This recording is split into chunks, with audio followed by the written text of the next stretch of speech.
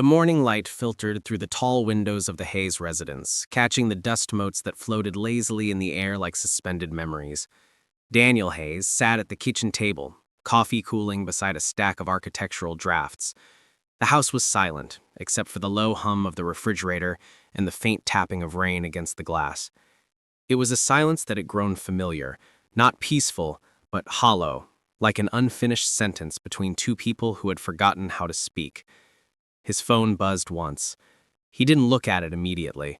These days, messages came mostly from clients or reminders from his project manager. Elena rarely texted anymore unless it was something practical: groceries, bills, running late.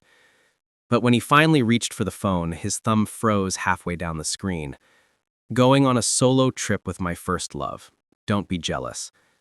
The words looked unreal at first, as if typed by a stranger using his wife's number. His pulse quickened, though his body didn't move. The coffee had turned bitter by the time he took another sip, more out of habit than taste. For a long moment, Daniel simply stared at the message. He read it again and again. There were no emojis, no follow-up explanation, just that cold, deliberate sentence that sounded almost playful, yet cut deep enough to bleed. He placed the phone down carefully, face down, like handling something fragile. Through the window, he could see the street outside, the neighbor walking his dog, a delivery van pulling away, a child on a scooter. The world went on as if nothing had changed, but inside his chest, something heavy and invisible shifted. Elena had always been restless. That was one of the first things that drew him to her. When they met 15 years ago at an art exhibit downtown, she was the kind of woman who spoke about life as if it were a canvas too small for her imagination. She wrote about human stories, broken marriages, ambition, loss, with a sharp insight that both frightened and fascinated him. Back then, Daniel had thought he was her anchor, that his calm could balance her storms. But anchors, he had learned, sometimes just hold people in place when all they want is to drift away. He unlocked the phone again, staring at her words until they blurred. First love. That phrase lingered, twisting through his thoughts. He knew who she meant, Adam Rivers, the photographer from her college days. He'd met him once, years ago, at a gallery event. The man had a way of looking through people rather than at them, like life was one long exposure he needed to capture before it disappeared. A muscle in Daniel's jaw tightened. Then, almost mechanically, he opened the message window and began to type. "Take your time, Elena. I already booked my own trip too." He stared at the sentence before hitting send. It wasn't anger that guided his fingers, but something colder. Resolve, maybe. A kind of stillness that felt like standing on the edge of a cliff, knowing there's nothing left to lose. The phone chimed almost immediately. Message delivered. But no reply came. Daniel leaned back in his chair and exhaled. The silence in the house expanded again, pressing against the walls, settling over the furniture like dust. He looked around, the sketches pinned to the corkboard, the coffee mugs they'd bought on their honeymoon in Vermont, the vase of half-dead tulips Elena had forgotten to throw out. Everything looked painfully ordinary, and yet nothing felt the same. He walked to the window, watching the reflection of himself, tall, composed, but tired in a way that sleep couldn't fix. Behind that image, rain streaked down the glass in crooked lines. In his mind, fragments of their last conversation echoed. "Daniel, don't you ever feel trapped?" she had asked one night, her voice barely audible over the hum of the dishwasher. "Trapped?" he'd repeated, unsure how to answer. Like, life became smaller somehow. He hadn't known what to say then. He didn't know now either. Maybe she had already decided to leave long before this message. Maybe this was just her way of making it official. On the counter sat Elena's travel mug, a few lipstick stains still clinging to the rim. He picked it up, rinsed it, and placed it upside down on the rack. Then he went to the living room, where her camera bag lay open, another reminder of all the places she said she'd go someday. A thought crossed his mind, sudden and sharp. What if she's already gone? He opened the front door. The driveway was empty. Her car was gone. The rain intensified, a slow, steady rhythm against the pavement. He stood there for a moment, feeling the damp air on his skin. Somewhere deep inside, something cracked, not with noise, but with quiet surrender. He went back inside, sat at his desk, and opened a blank document on his computer. The cursor blinked in the corner, waiting. Instead of work, he typed a single line. When someone decides to leave, the silence they leave behind speaks louder than any goodbye. He saved the file under a name he didn't think about until later. The last blueprint of us. That night, Daniel didn't call her. He didn't check her social media, didn't reach out to mutual friends. He simply turned off his phone, poured another glass of cold coffee, and stared at the rain until the city lights blurred into ghosts. For the first time in years, he didn't feel angry. He felt empty. And yet, somewhere beneath that emptiness, a thought began to form. Quiet. Dangerous. Inevitable. Maybe this message wasn't an ending at all. Maybe it was the beginning of something he should have done long ago. The morning after Elena's message, the world felt unnaturally calm, like the seconds before thunder breaks. Daniel woke to the sound of rain tapering off, a dull gray light stretching across the ceiling. For a moment, he forgot. Then, as he reached for the empty side of the bed, his hand touched cold sheets, and memory returned like a slow wound reopening. Elena's pillows still carried the faint scent of her perfume, bergamot and something floral, the same she'd worn since their wedding day. He sat up, staring at the hollow indentation where her head used to rest. The air in the room felt still, untouched, as if she'd simply evaporated. Downstairs, the house greeted him with silence again. He moved through the kitchen, making coffee without thinking, the way muscle memory carries you through grief when the mind can't. The small rituals, pouring, stirring, sipping, were all he had left of control. On the counter, her favorite blue scarf lay folded beside her keys. A strange contradiction. She'd taken her car but left the keys to the house, as if to say, "You can keep this life. I'm done carrying it." Daniel sat by the window, watching the thin trail of steam curl from his mug. Across the street, the neighbors were laughing as they loaded their kids into a car. Life, loud and careless, kept happening. He wondered how many of those smiles hid fractures like his own. His phone was still silent. He hadn't expected her to text. He wasn't even sure if he wanted her to. Instead, he opened his laptop, telling himself he'd work. The project deadline for the Seattle Civic Center loomed ahead, but the blueprints blurred before his eyes. Every line he drew felt off balance, every measurement slightly wrong. Architecture had always been his refuge. Logic, structure, balance. But now, even geometry seemed uncertain. He closed the laptop and leaned back, staring at the rain-streaked glass. That's when memories began to seep through the cracks of his composure. He remembered their first apartment, a cramped, sunlit loft above a bookstore. Elena used to sit by the window, typing away on her old laptop, hair tied up messily, coffee always within reach. She'd look at him and smile, saying, "You build things that stay. I just write about things that fade." He used to love that about her, her awareness of impermanence. But somewhere along the way, her fascination with what fades turned into fear of what lasts. He rubbed his temple, the ache behind his eyes deepening. At noon, his friend and colleague Marcus called. "Hey man, you alive? We need to finalize the foundation layout by Monday." Daniel hesitated. "Yeah, I'm here." "You sound like you haven't slept." "I haven't." A pause. "Is it Elena again?" Daniel's silence was answer enough. "Look, Dan," Marcus said softly. "Sometimes people go chasing ghosts because they're scared of what's real. Don't let her break you twice." Daniel almost smiled at that. Marcus was blunt, always had been. "I'm fine," he lied. "Fine," Marcus echoed, unconvinced.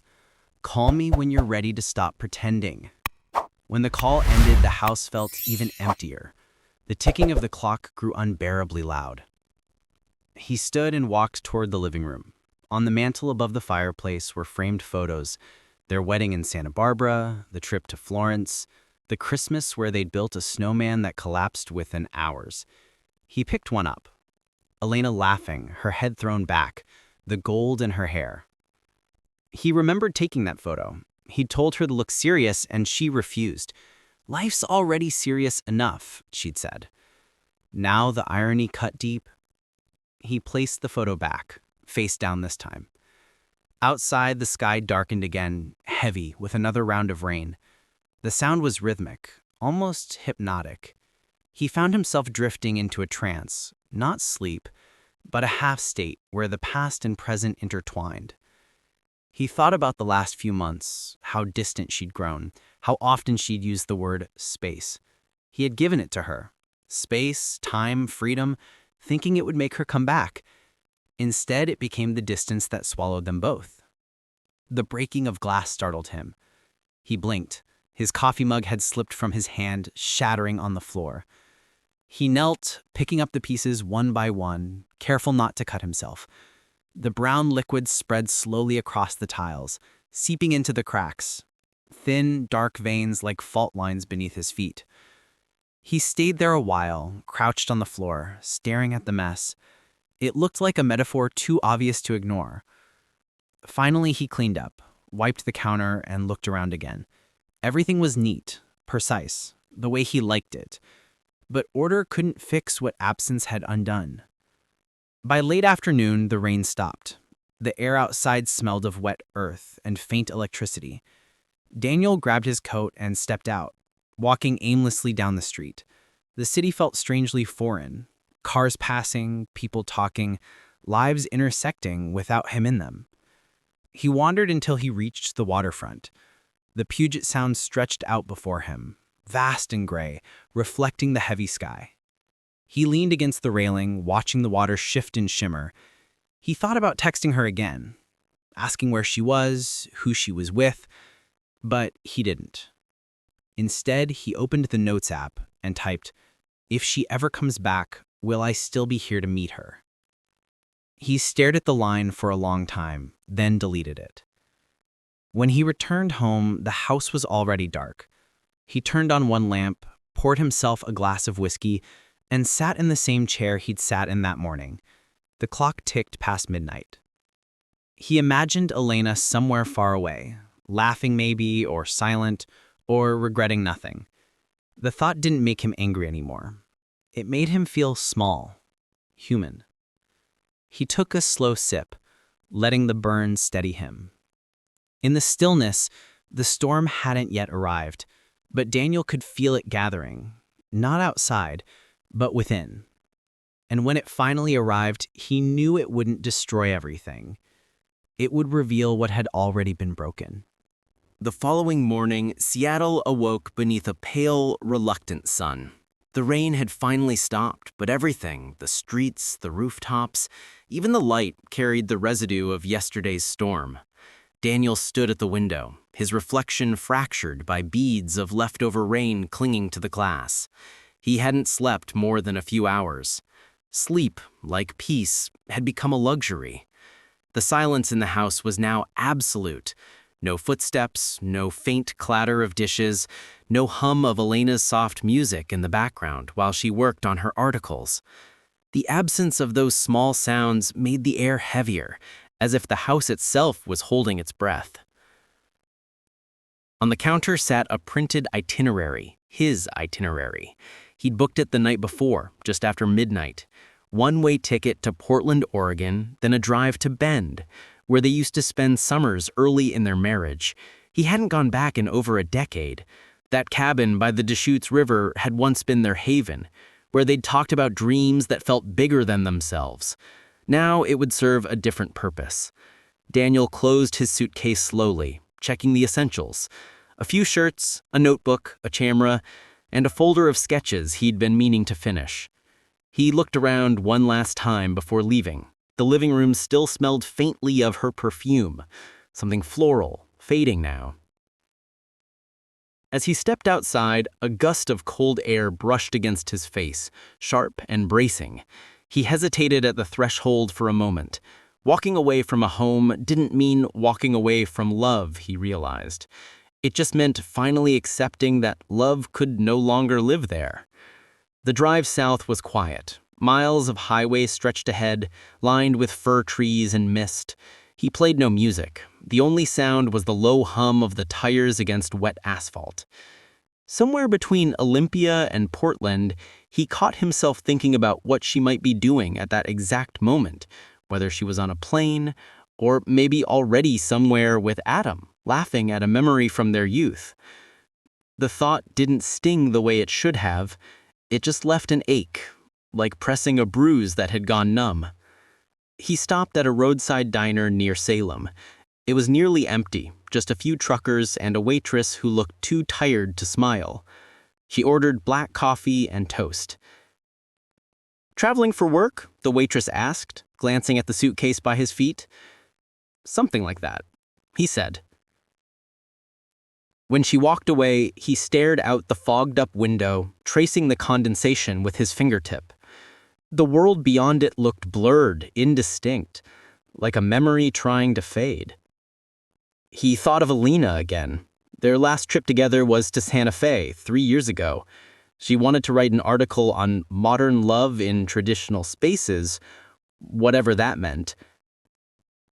I remember her walking through art galleries, asking strangers about passion and regret, while I followed behind, holding the camera, pretending I still understood her.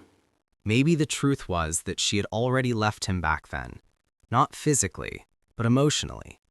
He just hadn't noticed the distance growing until it became silence. By afternoon, he reached Bend. The air was crisp, the sky wide and bruised with clouds. As he drove through the quiet streets, familiar landmarks reappeared like ghosts. The old bakery, the bookstore where they'd once spent an entire rainy afternoon, the trail leading to the cabin. When he finally arrived, he parked at the edge of the gravel driveway. The cabin stood just as he remembered, wooden beams darkened by time, ivy crawling up one side, the faint sound of river water nearby. Inside, dust had settled on everything, but the furniture was still intact. He opened the windows, letting the scent of pine and river air fill the room. It was strange how places could remain unchanged, while the people tied to them fell apart. Daniel set down his bag and sat by the old stone fireplace. On the mantel, a single photograph still hung, one he must have forgotten years ago. It showed him and Elena sitting on the porch steps, barefoot, laughing at something unseen. She was wearing his flannel shirt. He had his arm around her shoulders. They looked young, uncomplicated. He took the photo down, brushed away a layer of dust, and set it on the table beside him. For hours, he said nothing. He didn't cry, didn't rage, didn't move. Just sat there, listening to the water outside and the creak of the old house breathing around him. As evening fell, he lit the fireplace. The flames flickered to life, casting gold light over the walls. It reminded him of how she used to sit by that same fire, wrapped in a blanket, reading aloud from her drafts. He could still hear her voice, soft, deliberate, a little sad even when she smiled. He reached into his bag and pulled out his sketchbook. For the first time in months, his hands found direction. Lines became shapes. Shapes became walls, windows, arches. He wasn't designing a house this time. He was building a memory. A space that could hold everything unsaid between them. He titled it quietly in the corner, "The Last Blueprint of Us." It wasn't meant to be finished. It was meant to remind him that love, like architecture, could be beautiful even in ruin. Later, he wrote a letter, Not to send, just to write. Elena, I don't know what this trip means for you. Maybe it's closure, maybe it's escape. For me, it's both. I won't ask for explanations. I just hope you find what you're chasing, and I hope it's not what we lost. He folded the paper and placed it under the photograph. Outside, the night grew colder. The river whispered against the rocks, carrying fragments of moonlight. Daniel sat back in the old wooden chair, letting the warmth of the fire reach his face. His phone buzzed once on the table, a message notification. His breath caught, but when he looked, it wasn't from Elena. It was from Marcus, checking in. He didn't open it. Instead, he turned the phone off completely and leaned back. The silence wrapped around him again, heavy, yet familiar. For the first time since the message, he didn't feel lost. He felt suspended between the man he was and the one he might still become. And somewhere deep inside, beneath the ashes of heartbreak, something faint, almost imperceptible, began to stir. Not hope, not yet, but the quiet beginning of acceptance. The house was quieter than usual that evening. The kind of quiet that didn't bring peace, but tension. The sun had barely set, leaving a dull orange glow across the kitchen walls. Daniel sat at the dining table, the one Emma used to decorate with candles and white roses. Now it was bare, except for a notebook, an envelope, and a pen that hadn't been used in years. He stared at the blank page. For the first time since Emma left, he wasn't angry, just empty.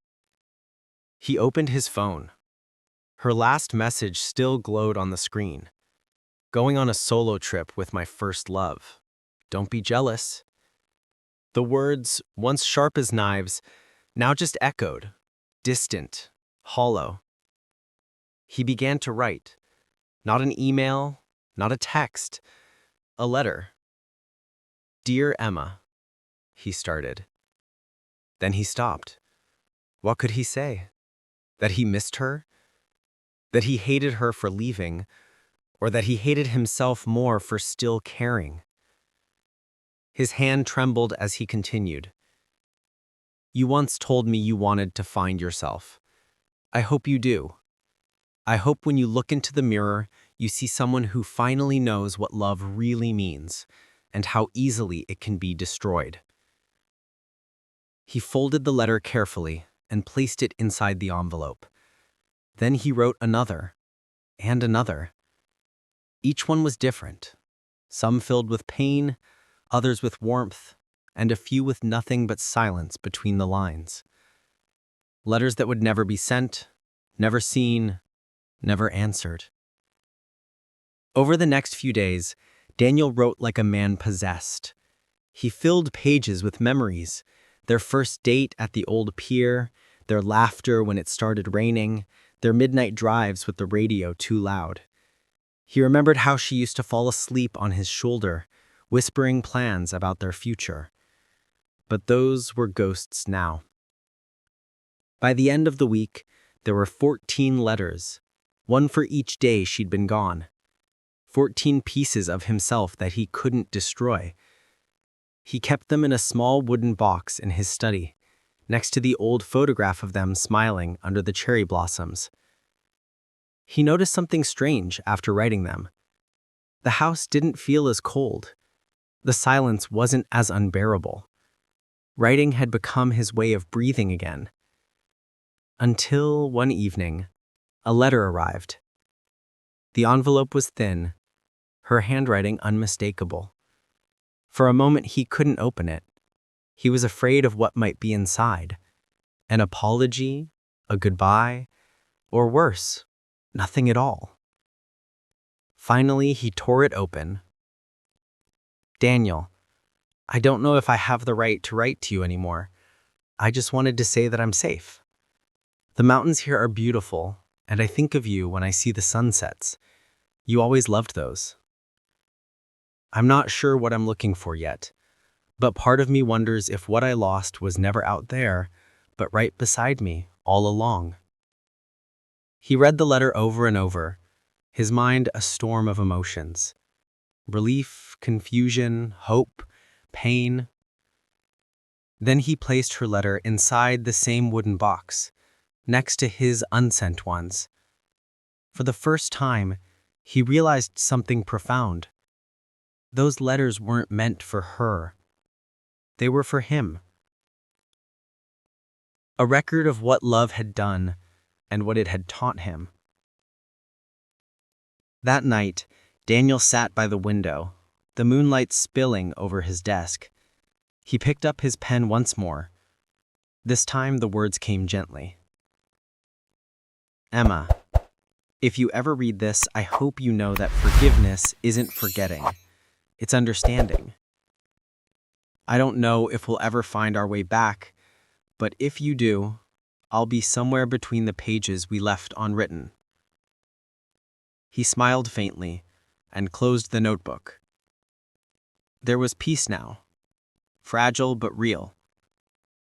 Outside, a soft rain began to fall, tapping gently against the glass. Each drop sounded like a heartbeat, steady and alive. And for the first time in weeks, Daniel didn't feel alone. The first morning of Emma's trip felt liberating. The sun was brighter, the air lighter, as if the universe itself was congratulating her on finally breaking free. She stood at the balcony of the mountain lodge, the wind brushing her hair as she closed her eyes and breathed in deeply. For the first time in years, she wasn't someone's wife. She wasn't a CEO's spouse or a host at formal dinners. She was just Emma, a woman chasing the version of herself she'd lost somewhere between wedding vows and quiet resentment. Her first love, Noah, arrived later that morning, still carrying that same disarming smile he had back in college. They hadn't spoken properly in years, only exchanged polite comments online. When he texted her, saying he'd be hiking in the same region, she thought it was fate, maybe a sign that she could rewrite her story. But as the days passed, she realized something she didn't expect. Freedom wasn't what she thought it would be. At first, everything felt like an adventure. They hiked through pine forests, shared laughter over cheap wine, and spoke about what-ifs and old memories. Noah was kind, charming, but there was a distance in his eyes that hadn't been there before. He was no longer the boy who once wrote her songs. He was a man chasing nostalgia, not love. One evening, they sat by a campfire, overlooking the valley. The sky burned orange and pink, melting into twilight. "You ever think about what life would have been like if we stayed together?" Noah asked. Emma smiled faintly. "Sometimes, but I think we would have broken anyway. We were too young to know what forever meant." He nodded, staring into the fire. "Maybe you're right. Maybe we were just pretending to be in love with who we thought the other person was." That night, Emma couldn't sleep. She turned in bed, her thoughts restless. For the first time since she left home, she thought about Daniel. The way he used to make coffee exactly how she liked it, how he'd hum softly in the mornings when he thought she was still asleep. She'd convinced herself that she left because he didn't understand her anymore. But lying there, in the quiet darkness beside someone who once knew her completely, she realized something painful. Maybe she didn't understand herself either. The next morning, Noah left early for a photography tour. He didn't say goodbye, only left a note on the nightstand. "You'll find what you're looking for, Emma. I'm just not part of it anymore." The words stung more than she expected. She wandered through the nearby town, her heart heavier than before. The people there were simple, couples laughing over breakfast, old men feeding birds, children chasing each other through the square. There was warmth in their ordinary lives, a kind of peace she had traded for ambition, for the illusion of independence. That night, she sat at a cafe overlooking the mountains. The same mountains that had once made her feel limitless now seemed endless, vast and lonely. She took out her journal, the one she'd brought to document her freedom.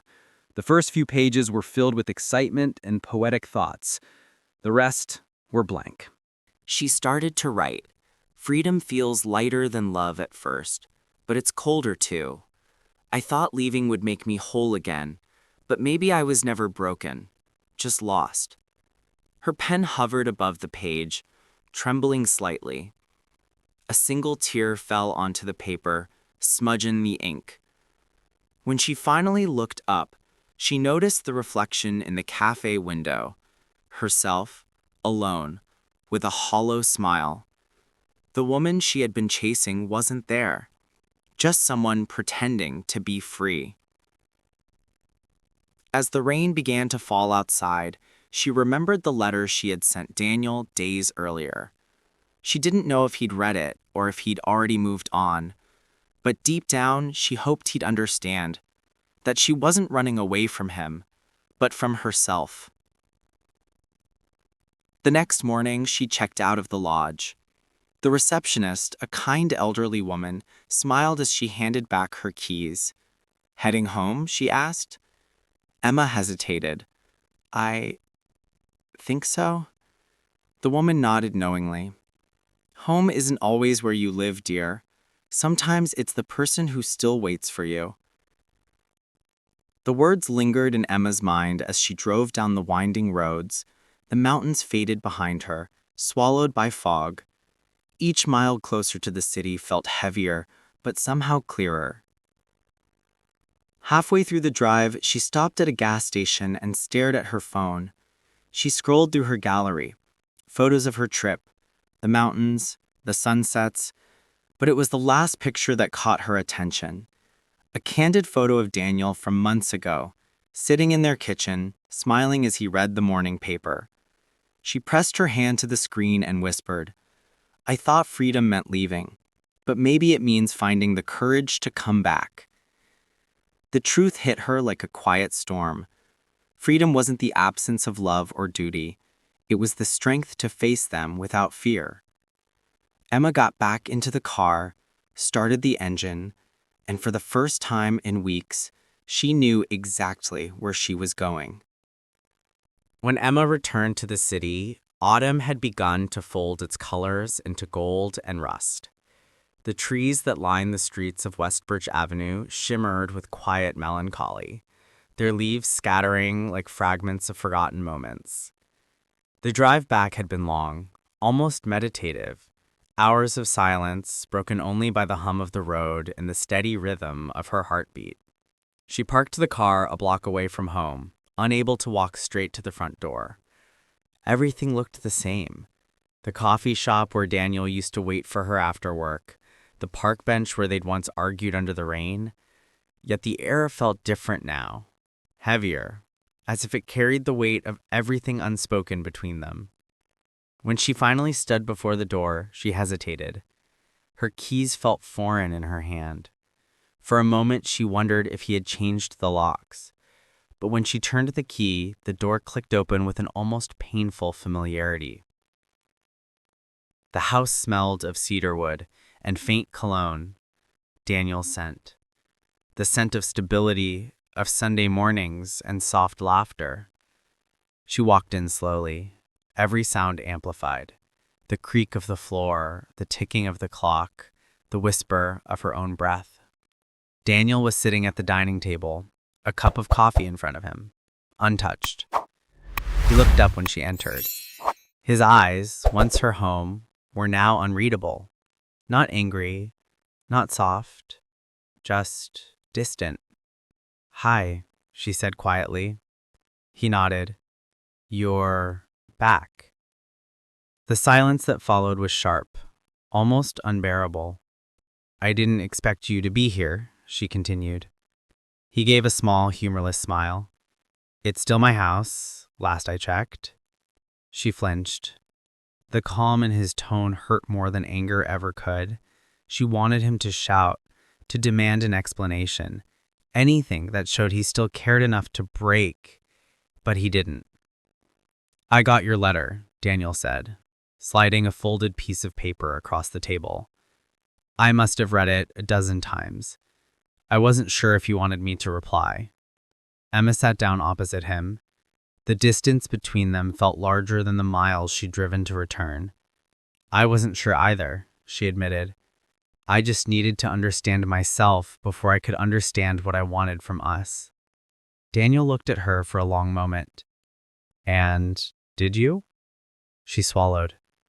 I thought I wanted freedom, but it turns out I was just afraid of becoming invisible, of living a life that felt small. I thought leaving would make me feel alive again. It didn't. It just made me realize what I had already lost.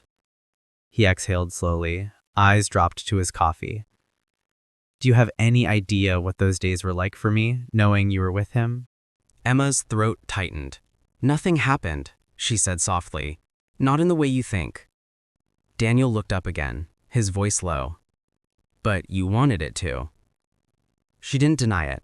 The truth hung between them, fragile and cruel. I wanted to remember what it felt like to be wanted, not out of duty or habit, just wanted. But when I saw him, I realized he wasn't what I missed. You were. Daniel leaned back, crossing his arms. You can't just come back and say that, Emma. You can't walk away and expect everything to freeze while you figure yourself out. Tears welled in her eyes, but she didn't let them fall. I know, and I'm not asking you to forgive me. I just needed you to know the truth before I disappear completely. He frowned. Disappear? I'll move out, she whispered. I'll give you space. I can't fix what I broke, but I can stop making it worse. For a long time, neither spoke. The silence stretched, filled with everything they'd never said, the anger, the love, the quiet ache of two people who once believed in forever. Then Daniel said something she didn't expect. I don't want you to move out.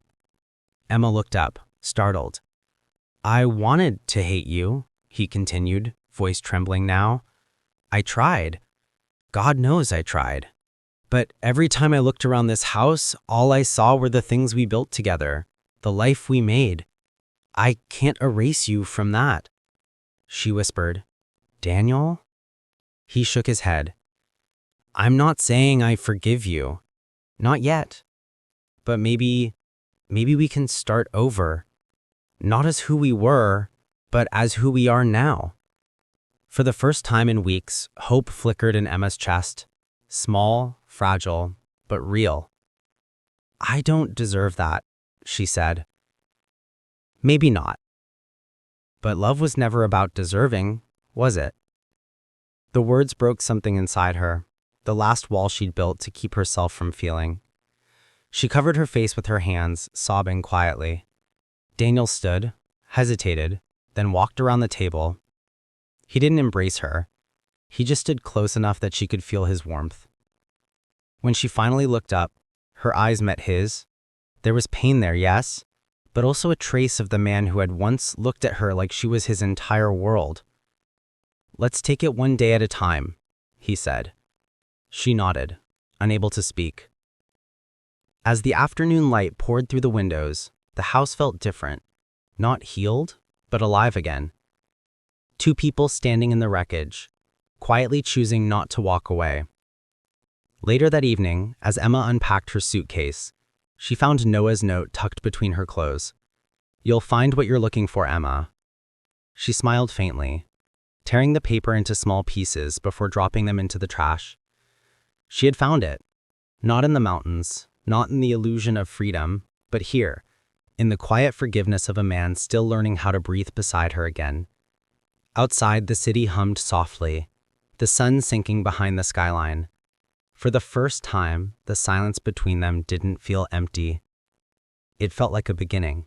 The first morning after their fragile truce, the house felt different. Not fully healed, not untouched by the weeks of absence and silent suffering, but somehow warmer, as though the walls themselves had exhaled. Daniel was awake before Emma, the sunlight spilling across the living room floor, highlighting dust motes, dancing like tiny specters of the past. He made coffee without thought, the routine grounding him. The aroma filled the kitchen, mingling with the faint scent of her perfume still lingering on the pillow.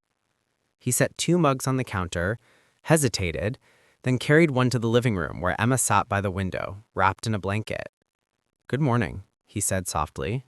She looked up, her hair messy, eyes rimmed with fatigue, but there was a trace of calm in her gaze.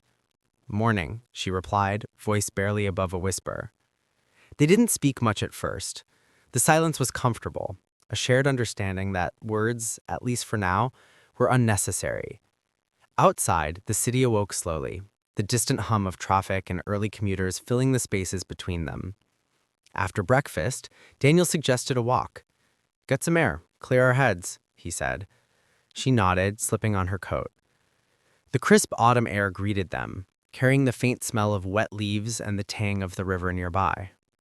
The walk was deliberate, slow. They didn't hold hands, didn't glance at each other often, but they walked together, step by step, side by side, navigating the familiar streets that now felt foreign in their shared absence. "I went back to Bend," Emma said. "The mountains, they were beautiful, but they made me realize something." "What's that?" "That freedom I thought I wanted, it wasn't out there. It was inside me, or maybe it was always here, with you." He didn't respond immediately. His silence was not anger, it was calculation, weighing each word before it escaped. "You could have come back sooner," he said finally, his voice calm but firm. "Weeks ago, when you realized that." Emma flinched slightly, but she didn't look away. "I needed to understand myself first. I had to face what I was running from." They turned a corner and approached the small park where they'd spent countless afternoons. Children's laughter echoed across the field, the sound of innocence and life continuing despite personal grief. She watched them, then looked at Daniel. "I missed this," she admitted. "I missed us. Even with everything wrong, even with the silence, I missed it." Daniel stopped walking and looked at her fully, for the first time in days, without barriers. "I missed you too, and the truth is," he hesitated, the words heavy, laden with weeks of solitude and uncertainty. "I don't know if things will ever go back to what they were, but I know that I'm not ready to let you go again." The confession hung between them, delicate and trembling like a glass sculpture. Emma took a deep breath, feeling the weight of relief and guilt entwined. "I don't want to break us again," she whispered. "You don't have to, not if we face it together, one step at a time." They continued their walk, moving slowly toward the waterfront. The Puget Sound stretched before them, gray and expansive, reflecting the faint blush of the evening sky. Emma paused at the railing, watching the water ripple under the wind. Daniel came up beside her, keeping a respectful distance. "You know," he said softly, "coming back isn't easy, and forgiveness, it's not instant." "I know, but I want it. I want us, even if it takes time." He glanced at her and offered a small, tentative smile. "Then we start. Today." For the first time in what felt like months, she allowed herself to breathe freely, the tension in her shoulders easing. They stood side by side in silence, watching the water. The world was moving around them. Life continued in its messy, chaotic way, but for this moment, the storm had passed. Later, they returned home. The house felt lived in again, the warmth of shared space returning slowly. They unpacked her things, arranged her clothes in the wardrobe, and even the smallest gestures, folding a shirt, adjusting a book on the shelf, felt like rituals of reclamation. That evening, Daniel suggested they cook together. Emma laughed softly at the idea, but agreed. The kitchen was small, yet intimate. They chopped vegetables, stirred sauces, and accidentally spilled a few ingredients on the floor. Daniel teased her lightly, and for the first time in weeks, laughter echoed through the rooms. It wasn't perfect. The tension of past betrayal lingered, and unspoken questions still hovered in the air. But there was also recognition, a mutual understanding that love, though fragile, could be rebuilt when both parties were willing. After dinner, they sat on the couch, blankets wrapped around them. Emma pulled out her journal from Ben and showed him the pages she had written. He read silently, eyes scanning the words, not judging, just absorbing. "These are beautiful," he said finally. "I can see that you were trying to find yourself, and maybe, through all this, you did." "I think I did. And I think I finally understand that what I was looking for was us, not someone else, not a fleeting adventure, just us in this moment, together." Daniel reached over, taking her hand gently, not a gesture of possession but of trust. She squeezed back, and the contact felt grounding, reaffirming, like the first step on a path towards something real. Outside, the city lights twinkled against the night sky, reflecting off the water like scattered stars. The wind whispered softly through the trees, carrying away the echoes of their mistakes, leaving room only for the fragile hope of beginnings. They didn't speak for a while, just sat together, letting the silence settle around them. It wasn't the absence of sound, but the presence of understanding, the acknowledgement of pain, the recognition of love, and the willingness to try again. For Daniel and Emma, the return wasn't just physical. It was a return to honesty, to vulnerability, to the quiet courage required to face each other and themselves. The road ahead would be challenging, filled with reminders of what had been broken, but they had returned, together, and that was the first step. And sometimes, as they both realized that night, returning is the hardest and most meaningful journey of all. The morning sun spilled gently through the curtains, warming the edges of the bedroom where Daniel and Emma lay still, side by side. For the first time in months, there was no tension threading the silence. No unspoken accusations, no lingering regrets. Just the slow rhythm of two hearts settling after a storm. Emma turned slightly to face him, tracing the curve of his jawline with her eyes. Daniel stirred, his hand instinctively finding hers. They didn't speak, they didn't need to. The comfort was in presence, and the subtle knowledge that they had returned to each other not out of convenience, not out of habit, but choice. A conscious, deliberate choice. Over breakfast, the city outside was beginning to stir. The familiar sounds of Seattle, the distant hum of traffic, the clatter of cafe cups, the faint murmur of early commuters filled the space around them. For once, it wasn't oppressive. It was grounding, a reminder that life moved on whether they were ready or not, but that they could move with it rather than against it. "I thought I understood freedom," Emma said, quietly stirring her coffee. Her gaze was soft, reflective. "I thought leaving would make me feel alive again. But I think I finally get it. Freedom isn't running from something. It's returning to what you can't live without, and choosing to stay." Daniel nodded, watching her carefully. "I think I needed to learn that too. I spent weeks wondering if I could forgive you, if I could trust myself to want us again. But standing here, with you, I realize forgiveness isn't just about letting go of anger. It's about accepting the whole truth, the hurt, the mistakes, and still choosing love." She reached across the table and took his hand, holding it with quiet reverence. "I don't want to take this lightly.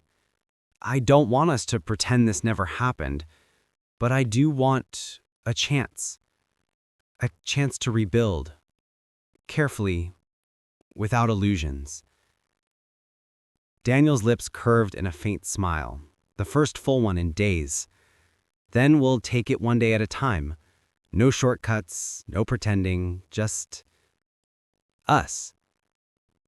They spent the morning packing away remnants of her trip. Maps, journals, photos, but instead of treating them as artifacts of a mistake, they treated them as lessons. The mountains, the solo journey, the fleeting temptation of Noah, it all became part of the tapestry of their story. Nothing erased, nothing ignored, but everything contextualized. In the afternoon, they walked through the neighborhood park. The leaves had turned a deeper shade of amber, falling in gentle showers. Children played in the distance, couples strolled hand in hand, and the city's rhythm seemed almost orchestrated for reflection. Emma paused by the pond, watching ripples distort the mirrored surface. "Do you remember when we used to sit here and talk about our future?" she asked softly. "We thought we had it all figured out. And yet, here we are, older, bruised, wiser. Daniel joined her at the edge, tossing a small pebble into the water. Life rarely goes as planned, he said. We try to control everything. Careers, love, timing, but the truth is, we only control how we respond. And right now, I choose to respond with patience, with understanding, with you. A gust of wind rustled the leaves, brushing against Emma's hair. She closed her eyes and breathed it in, letting the scent of autumn, the city, and their shared past fill her senses. I never want to forget this. Not the pain, not the fear, not even the time I spent away. It all led me back here, to you. Daniel looked at her then, really looked, and saw not just the woman he loved, but the complexity, the resilience, and the vulnerability that defined her. He realized that love was not about perfection, it was about endurance. It was about the courage to face betrayal, the humility to accept mistakes, and the willingness to grow together despite them. That evening, back at home, they sat by the fireplace. Daniel pulled out the wooden box of letters he had written during her absence, the unsent confessions, the pieces of himself that had been trapped in paper. He handed it to her. These are mine, but I want you to see them. Not as blame, not as guilt, but as the truth of how much I felt, how much I waited, how much I endured. Emma opened the box carefully, reading silently. Her hands shook as tears welled.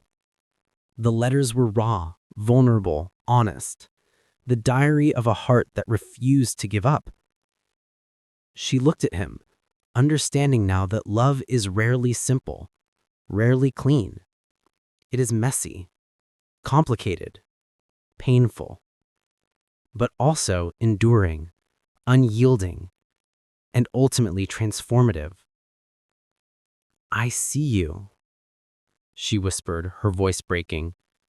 All of you. And I see us. Not who we were, but who we can become.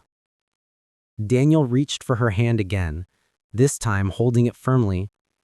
And that's all I need. To be seen.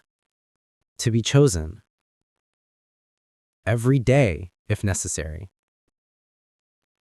The fire crackled, throwing flickers of light across their faces. For the first time, neither of them felt the burden of past mistakes. They didn't need to erase history to move forward. They only needed to acknowledge it and let it inform their present. Outside, the city was quiet now, the night unfolding in deep indigo. Emma and Daniel sat in silence, content in the knowledge that some returns are not about regaining the past, but embracing the present. Love, they realized, was not a constant triumph over life's chaos, but a series of conscious choices, small, deliberate acts of commitment, courage, and trust. Before bed, Emma pulled out her journal, writing a single sentence across a blank page. Freedom is not leaving. It is returning, and finally choosing to stay.